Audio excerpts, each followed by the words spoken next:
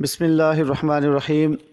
رسول اللہ صلی اللہ علیہ وسلم مسلسل کئی راتیں بھوک کی حالت میں گزار دیتے اور آپ صلی اللہ علیہ وسلم کے ازواج کو رات کا کھانا نصیب نہ ہوتا اور اکثر و بیشتر ان کی روٹی جو کی ہوا کرتی تھی۔ اسی طرح حضرت عائشہ رضی اللہ تعالیٰ عنہ اپنے گھر کے معاشی حالات کو بیان کرتے ہوئے فرماتی ہیں کہ رسول اللہ صلی اللہ علیہ وسلم کے گھر والوں نے جو کی روٹی بھی 2 دن تک مسلسل پیٹ نہیں بھرا، یہاں تک کہ رسول اللہ صلی اللہ علیہ وسلم اس دنیا سے اٹھا لیے گئے۔ حضرت عائشہ رضی اللہ تعالیٰ عنہ فرماتی ہے، ہم اہل بیت نبوت اس طرح گزارا کرتے تھے کہ کبھی کبھی لگاتار 3 چاند دیکھ لیتے، یعنی کامل 2 مہینے گزر جاتے اور حضور صلی اللہ علیہ وسلم کے گھر والوں میں چولہا گرم نہ ہوتا۔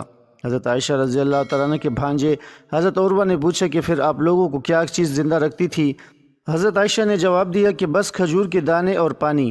البتہ رسول اللہ صلی اللہ علیہ وسلم کے بعض انصاری پڑوسی کے پاس دودھ دینے والے جانور تھے، وہ آپ کے لیے بطور ہدیہ دودھ بھیجا کرتے تھے اور اس میں سے آپ ہم کو بھی دیتے تھے۔ خود حضور صلی اللہ علیہ وسلم اپنی زندگی کی فکر و تنگی کا تذکرہ کرتے ہوئے فرماتے ہیں کہ اللہ کے راستے میں مجھے اتنا ڈرایا دھمکایا گیا کہ کسی اور کو اتنا نہیں ڈرایا گیا، اور اللہ کے راستے میں مجھے اتنا ستایا گیا کہ کسی اور کو اتنا نہیں ستایا گیا، اور ایک دفعہ 30 دن رات مجھ پر اس حال میں گزرے کہ میرے اور بلال کے لیے کھانے کی کوئی ایسی چیز نہ تھی جس کو کوئی جاندار کھا سکے بجز اس کی جو بلال نے اپنے بغل میں دبا رکھی تھی۔ ناظرین، مال و دولت کی اسی خطرناک وجہ سے امت کو اس سے باخبر کرتے ہوئے ساتھ ساتھ خود آپ صلی اللہ علیہ وسلم نے بھی اس سے دوری پسند کی۔ امت کے بارے میں ایک مرتبہ آپ صلی اللہ علیہ وسلم اپنی فکر کا ان الفاظ میں اظہار کرتے ہیں، مجھے تمہارے بارے میں یہ اندیشہ نہیں ہے کہ تم شرک میں مبتلا ہو جاؤ گے، البتہ دنیا کے بارے میں یہ اندیشہ ہے کہ کہیں تم اس میں سے منہمک نہ ہو جاؤ۔ نیز آپ صلی اللہ علیہ وسلم کا ارشاد گرامی ہے کہ ہر امت کے لیے کوئی خاص آزمائش ہوتی ہے اور میری امت کی آزمائش مال ہے۔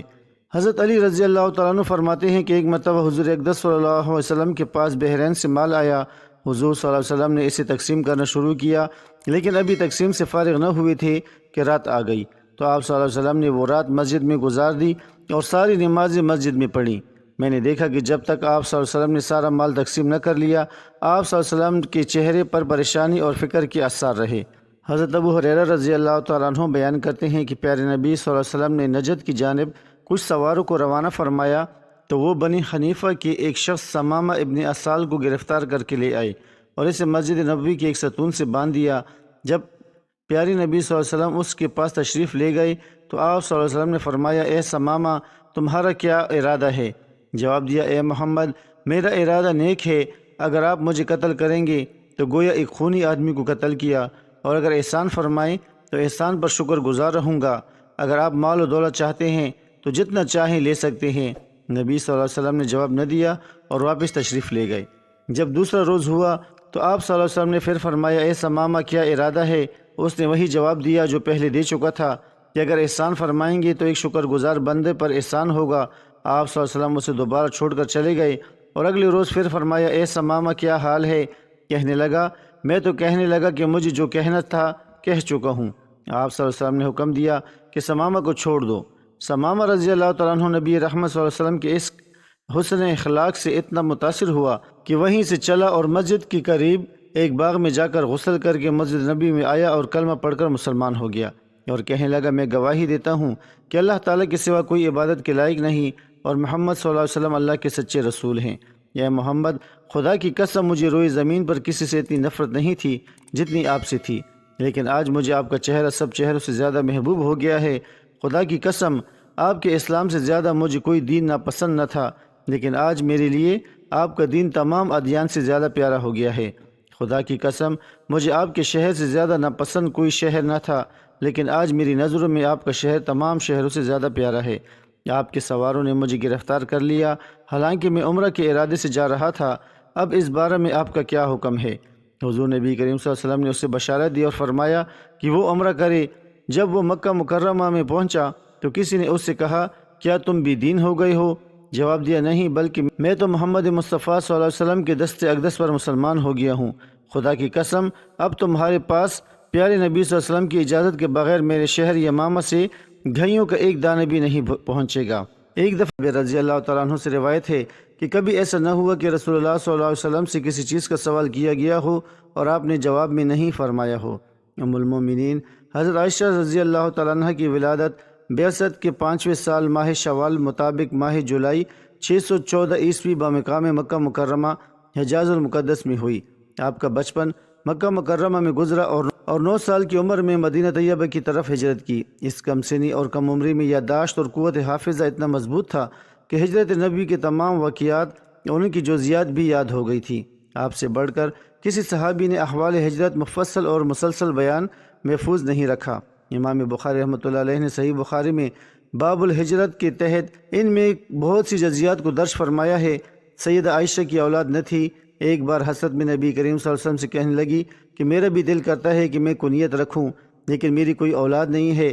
تو آپ صلی اللہ علیہ وسلم نے فرمایا کہ اپنے بھانجے عبداللہ کے نام پر کنیت رکھ لو، جس پر انہوں نے اپنے بھانجے سیدنا عبداللہ بن زبیر رضی اللہ تعالیٰ عنہ کے نام پر کنیت رکھ لی۔ ام المومنین حضرت خدیجہ رضی اللہ تعالیٰ عنہ کی وفات کے بعد آپ صلی اللہ علیہ وسلم تنہا تھے اور کوئی غم گزار نہیں تھا۔ یہ حالت آپ صلی اللہ علیہ وسلم کی قریب رہنے والوں سے دیکھی نہ جاتی تھی۔ اسی دوران سیدہ خولہ بنت حکیم رضی اللہ تعالیٰ عنہ نے آپ سے کہا کہ آپ اتنے پریشان رہتے ہو، کیوں شادی نہیں کر لیتے؟ آپ نے فرمایا کہ مجھ سے کون کرے گا؟ انہوں نے آپ صلی اللہ علیہ وسلم کو 2 رشتے بتلائے کہ ایک سیدنا ابو بکر رضی اللہ تعالیٰ عنہ کا گھر ہے اور دوسرا رشتہ سیدہ سودہ بنت زمعہ کا ہے۔ چنانچہ وقت نے دونوں کو نبی کریم صلی اللہ علیہ وسلم کے گھر میں جمع فرما دیا۔ آپ صلی اللہ علیہ وسلم کی طرف سے نکاح کا پیغام بھی سیدہ خولہ لے کر گئیں۔ ام رومان نے سنا تو بہت خوش ہوئیں، لیکن اپنے خاوند سیدنا ابو بکر سے مشاورت کے لیے وقت مانگا۔ وہ تشریف لائے، ان کے سامنے بات رکھی۔ انہوں نے فرمایا کہ بات تو بڑی سعادت کی ہے، لیکن آپ صلی اللہ علیہ وسلم نے مجھے منہ بولا بھائی بنایا ہوا ہے، تو میری بیٹی ان کی بھتیجی ہوئی، تو یہ کیسے ممکن ہے؟ سیدہ خولہ یہ مشکل آپ صلی اللہ علیہ وسلم کے پاس لے گئیں۔ آپ صلی اللہ علیہ وسلم نے فرمایا کہ وہ میرے دینی بھائی ہیں اور دینی بھائی کی بیٹی سے نکاح ہو سکتا ہے۔ چنانچہ سیدنا ابو بکر رضی اللہ تعالیٰ عنہ نے آپ صلی اللہ علیہ وسلم سے اپنی بیٹی کا رشتہ قبول فرما لیا، اور یوں سیدہ عائشہ کا نکاح آپ صلی اللہ علیہ وسلم سے ہو گیا۔ ام المومنین حضرت عائشہ صدیقہ رضی اللہ تعالیٰ عنہ اپنے والد گرامی کی زیر سایہ تعلیم و تربیت حاصل کرتی رہیں، اور جلد ہی انہوں نے اپنی خداداد مثالی قوت حافظہ اور ذہن کی وجہ سے علوم و فنون میں مہارت حاصل کر لی۔ جب آپ نبی کریم صلی اللہ علیہ وسلم کے نکاح میں آ گئیں تو یہ دور ان کی تعلیم و تربیت کا حقیقی دور بنا۔ نبی مکرم صلی اللہ علیہ وسلم کے کاشانہ اقدس میں آ کر حضرت عائشہ صدیقہ رضی اللہ تعالیٰ عنہ نے جو کچھ سیکھا وہ آج پوری امت مسلمہ خصوصاً مسلمان عورتوں کے لیے بھلائی اور نجات کا سامان بنا ہوا ہے۔ نبی کریم صلی اللہ علیہ وسلم پوری کائنات کے معلم اعظم کی حیثیت سے حضرت عائشہ صدیقہ رضی اللہ تعالیٰ عنہ کی تربیت فرماتے رہے۔ آپ صلی اللہ علیہ وسلم اپنی جملہ ازواج کے ایک ایک فعل کی نگرانی فرماتے، اور کہیں کوئی لغزش نظر آتی تو فوراً اصلاح فرماتے۔ اس سلسلے میں حضرت عائشہ صدیقہ رضی اللہ تعالیٰ عنہ کو جو امتیاز حاصل ہوا وہ ایک مثال رکھتا ہے۔ حضرت عائشہ رضی اللہ تعالیٰ عنہ کی عمر نکاح کے وقت کم تھی۔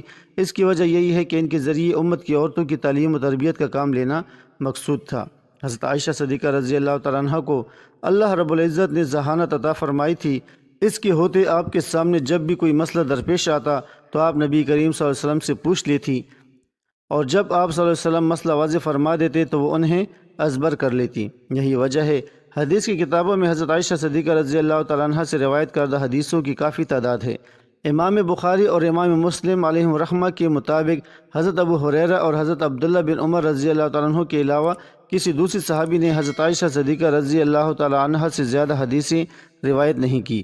ام المومنین حضرت عائشہ صدیقہ رضی اللہ تعالیٰ عنہ حضور پاک صلی اللہ علیہ وسلم کے نکاح میں شوال کے مہینے میں آئیں، اور شوال کے مہینے میں ہی آپ رضی اللہ تعالیٰ عنہ کی رخصتی ہوئی۔ حضرت ابو عمر رضی اللہ تعالیٰ عنہ فرماتے ہیں کہ ام المومنین حضرت عائشہ صدیقہ رضی اللہ تعالیٰ عنہ اسی وجہ سے یہ بات پسند کرتی تھیں۔ ان کے خاندان اور دوسرے تعلقات دار لوگوں کی خواتین بھی اپنے خاوندوں کے پاس شوال کے مہینے میں ہی جائیں۔ ام المومنین حضرت عائشہ صدیقہ رضی اللہ تعالیٰ عنہ کے فضائل میں سے ہے کہ حضور پاک صلی اللہ علیہ وسلم نے آپ رضی اللہ تعالیٰ عنہ کے علاوہ کسی دوسری کنواری عورت سے شادی نہیں فرمائی، اور حضور پاک صلی اللہ علیہ وسلم اپنی تمام ازواج مطہرات میں سے حضرت عائشہ صدیقہ رضی اللہ تعالیٰ عنہ سے ہی سب سے زیادہ محبت فرماتے تھے۔ یہاں تک کہ آپ رضی اللہ تعالیٰ عنہ اگر کسی چیز کی خواہش کرتی تو آپ صلی اللہ علیہ وسلم پورا فرماتے۔ ایک سفر کا واقعہ ہے جب حضور پاک صلی اللہ علیہ وسلم نے ام المومنین حضرت عائشہ صدیقہ رضی اللہ تعالیٰ عنہ کو نہ پایا تو فرمایا، ہائے میری دلہن۔ یہ الفاظ امام احمد رحمہ اللہ نے نقل کیے ہیں۔ حضرت عائشہ صدیقہ رضی اللہ تعالیٰ عنہ دین کی بہت بڑی عالمہ اور فصاحت کی دولت سے مالا مال تھی۔ نیز آپ رضی اللہ تعالیٰ عنہ نے رسول اللہ صلی اللہ علیہ وسلم سے بکثرت احادیث روایت کی ہیں۔ آپ رضی اللہ تعالیٰ عنہ عرب کی تاریخ اور اشعار کی بھی بہت بڑی عالمہ تھی۔ یہی وجہ ہے کہ صحابہ کرام اور تابعین کی بہت بڑی جماعت نے آپ رضی اللہ تعالیٰ عنہ سے احادیث روایت کی ہیں۔ نبی کریم صلی اللہ علیہ وسلم نے حضرت عائشہ صدیقہ رضی اللہ تعالیٰ عنہ کے لیے 2 راتیں مقرر فرما رکھی تھی، ایک ان کی اپنی اور ایک حضرت ام المومنین سعودہ رضی اللہ تعالیٰ عنہ کی، کیونکہ وہ بوڑھی ہو گئی تھی اور انہوں نے اپنی باری بھی حضرت عائشہ صدیقہ رضی اللہ تعالیٰ عنہ کو دے دی تھی۔ یعنی حضرت عائشہ رضی اللہ تعالیٰ عنہ ام المومنین حضرت خدیجہ الکبریٰ رضی اللہ تعالیٰ عنہ کے بعد ازواج میں سے خوش قسمت ترین ہیں کہ جنہوں نے اللہ کے نبی صلی اللہ علیہ وسلم کے ساتھ اتنی زیادہ قربت نصیب فرمائی۔ حضرت عائشہ حضور صلی اللہ علیہ وسلم کی رفاقت میں تقریباً 8 سال اور 5 ماہ رہی، لیکن اس تمام عرصے میں آپ رضی اللہ تعالیٰ عنہ کے ہاں کوئی اولاد نہ ہوئی۔ جب نبی کریم صلی اللہ علیہ وسلم کے صاحبزادے جناب سیدنا حضرت ابراہیم رضی اللہ تعالیٰ عنہ کی حضرت ماریہ رضی اللہ تعالیٰ عنہ کے بطن اقدس سے پیدائش ہوئی تو آپ صلی اللہ علیہ وسلم کی باقی تمام بیویاں رشک کھانے لگیں اور انہیں یہ بات گراں گزری۔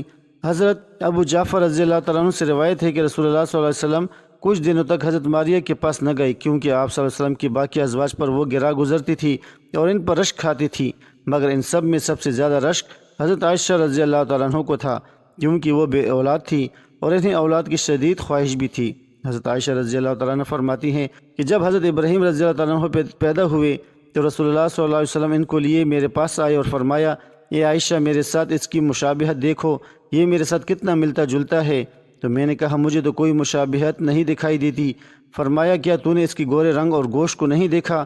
میں نے کہا جو دائی اور اونٹنی کے دودھ سے پالا جاتا ہے وہ گورا اور موٹا اور فربا ہوا کرتا ہے، جس کے بارے میں ایک اور روایت بھی موجود ہے جس میں یہ الفاظ بھی ہیں کہ حضرت عائشہ رضی اللہ تعالیٰ نے عرض کیا جیسے بھیڑ کا دودھ پلایا جائے وہ فربا اور گورا ہوتا ہے۔ ناظرین، یہاں پر آپ کو ایک اور اہم بات بتاتے چلیں کہ حضرت عائشہ صدیقہ رضی اللہ تعالیٰ عنہ کی کنیت ام عبداللہ تھی، لیکن عبداللہ آپ کی اولاد نہیں تھے بلکہ آپ کے بھانجے تھے جو کہ حضرت عبداللہ ابن زبیر رضی اللہ تعالیٰ عنہ ہیں، اور ان کی ولادت ہوئی تو رسول اللہ صلی اللہ علیہ وسلم نے ان کی منہ میں اپنا لعاب شریف رکھا اور حضور پاک صلی اللہ علیہ وسلم نے حضرت عائشہ سے فرمایا یہ عبداللہ ہے اور تم ام عبداللہ ہو۔